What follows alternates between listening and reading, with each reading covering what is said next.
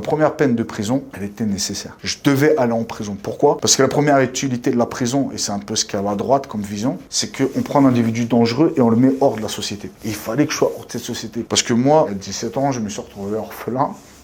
Ce qui fait que pour tous mes semblables, j'avais une haine. J'étais parti voir la police, la brigade des mineurs. Je dis prenez-moi en charge. J'avais un sac qui était Louis Vuitton et j'avais des lunettes Cartier. Et le policier m'a regardé, il m'a dit si tu as les moyens de te prendre tout ça, va te payer une chambre d'hôtel. Donc j'ai pris acte de ce qu'il m'a dit. Et j'avais deux options.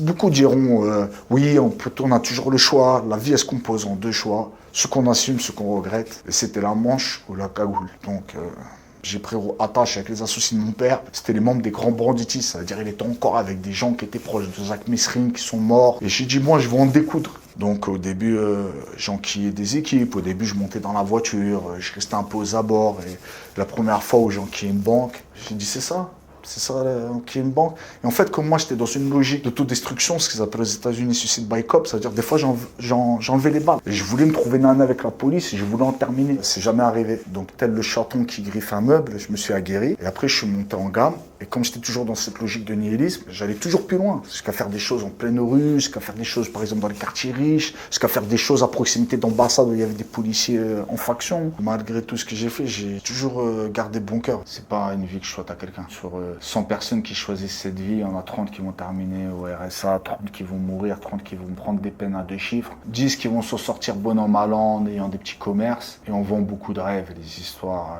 on est une équipe, quand il y a des peines qui arrivent à 2 chiffres ou qu'il y a des gros sous en jeu. J'ai beaucoup d'amis qui ont été tués, des membres de ma famille. Souvent, on s'aperçoit qu'il y a des gens des cercles très très proches qui sont impliqués dans les histoires. Donc l'histoire de loyauté, de principe, tout ça, ça n'existe plus. Ça renforce ma croyance en mon créateur en disant qu'avec tout ce que j'ai fait, parce que mon corps porte les stigmates de ma vie, j'ai des impacts de balles, d'armes blanches, tout ça, je suis un miraculé.